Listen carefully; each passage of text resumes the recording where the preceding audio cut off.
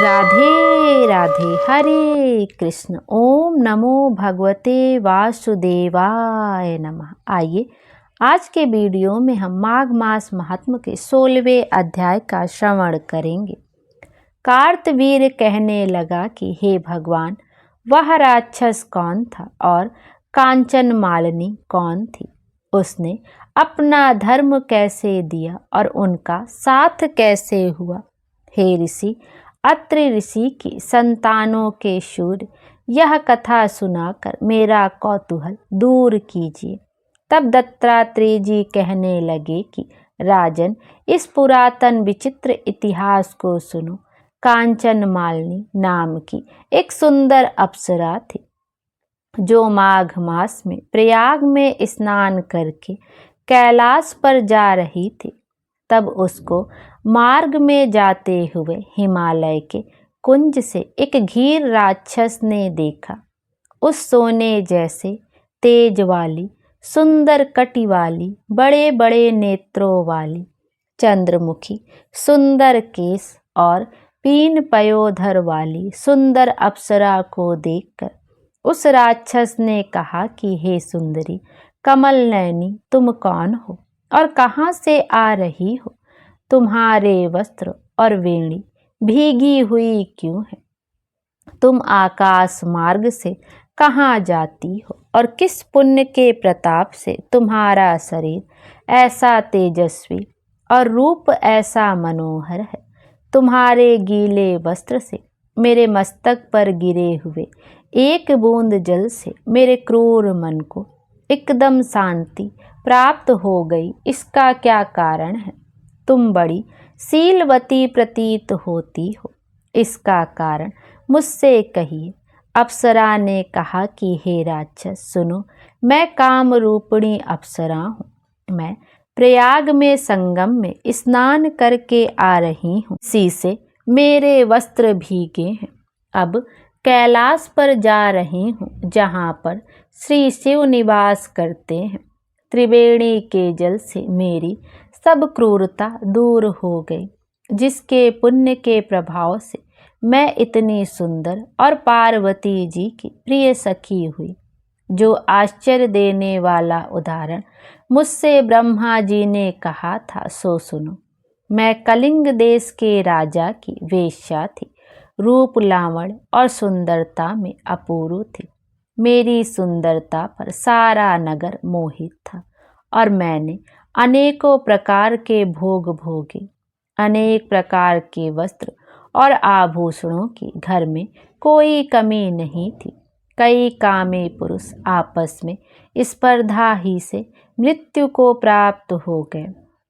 इस तरह उस नगर में बड़ी सुंदरता से यौवन व्यतीत हुआ और मैं वृद्धावस्था को प्राप्त हो गई। तब मेरे मन में विचार उत्पन्न हुआ कि मैंने अपनी सारी आयु पापों में ही व्यतीत कर दी। धर्म का कोई कार्य, दान, तप, यज्ञ आदि नहीं किया। शिव या दुर्गा जी की आराधना नहीं की, ना कभी भगवान विष्णु का पूजन ही किया। इस प्रकार अशांत चित्त से मैंने एक ब्राह्मण की शरण ली, जो वेदों का ज्ञाता और ब्रह्मनिष्ठ था। मैंने उनसे पूछा कि मेरा उद्धार किस प्रकार हो सकता है? महाराज, साधु सज्जन अच्छे और बुरे सभी पर दया करते हैं, इसलिए मुझ दीन पर भी कृपा करके मुझे कीचड़ में डूबी हुई को पकड़कर उबारिए। क्षीर सागर क्या हंस को ही दूध देता है, बतख को नहीं देता? तब वह ब्राह्मण राजा का पुरोहित इन सब बातों को सुनकर मुझ पर दया करके कहने लगा कि तू ब्रह्मा के क्षेत्र प्रयाग में जाकर माघ मास में त्रिवेणी संगम में स्नान कर, परंतु मन में अशुभ क्रिया का विचार नहीं करना। पापों के नाश के लिए महर्षियों ने तीर्थ स्थान से अधिक और कोई प्रायश्चित नहीं बतलाया। प्रयाग में स्नान करने से तू अवश्य पवित्र होकर स्वर्ग को जाएगी। हे भामिनी, पुराने समय में गौतम ऋषि की स्त्री को देखकर इंद्र ने काम के वशीभूत होकर कपट वेश में उससे भोग किया था। इसलिए ऋषि द्वारा श्राप दिया गया और उसका शरीर अत्यंत लज्जायुक्त हजारों भगों वाला हो गया। तब इंद्र नीचे मुँह करके अपने पाप कर्म की बुराई करने लगा।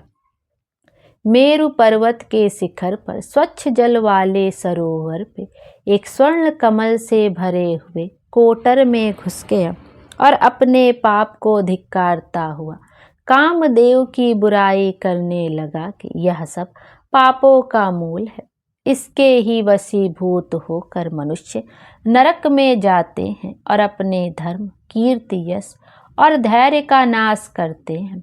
इंद्र ऐसा सोच रहा था कि इंद्र के बिना सारा देवलोक शोभाहीन हो गया।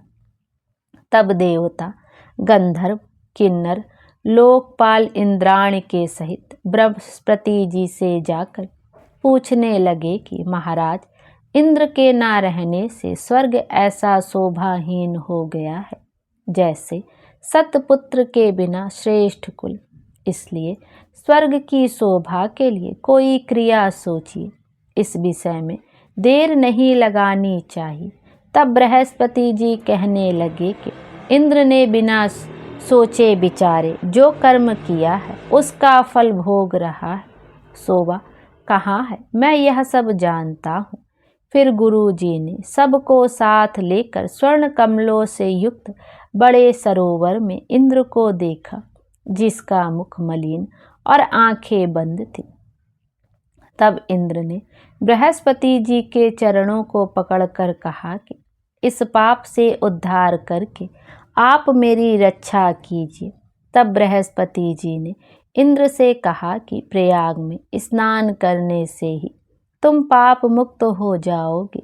तब इंद्र सहित सबने ही प्रयाग में जाकर संगम में स्नान किया और त्रिवेणी स्नान से इंद्र पाप मुक्त हो गए। तब बृहस्पति जी ने इंद्र को वरदान दिया कि तुम्हारे शरीर में जितने भग हैं सब नेत्र हो जाएं। तब इंद्र ब्राह्मण के वर से 1000 नेत्रों से ऐसा सुशोभित हुआ जैसे मान सरोवर में कमल शोभायमान होता है। प्रेम से बोलिए विष्णु भगवान की जय, कृष्ण कन्हैया की जय। 16वां अध्याय यहीं पर समाप्त हुआ। अब हम अगले अध्याय में 17वें अध्याय का श्रवण करेंगे। प्रेम से बोलिए कृष्ण कन्हैया की जय। हरे कृष्ण।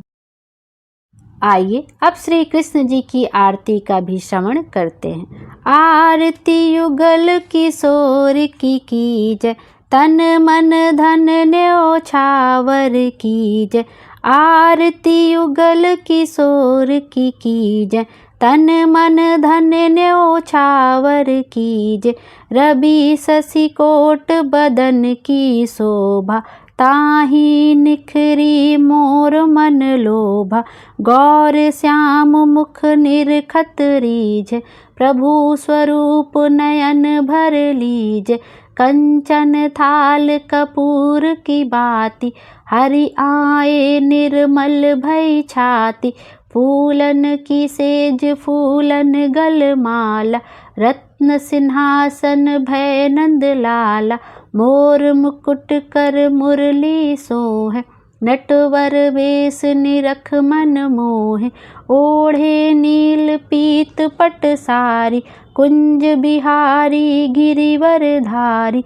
नंद लाल वृषभान दुलारी, आरती करत सकल नर नारी। आरती युगल किशोर के कीजे, तन मन धन न्योछावर कीजिए। बोलिए विष्णु भगवान की जय। हरे कृष्ण। भगवान विष्णु हम सब की मनोकामना पूर्ण करें और हमारे जीवन को खुशियों से भर दें। Thank you.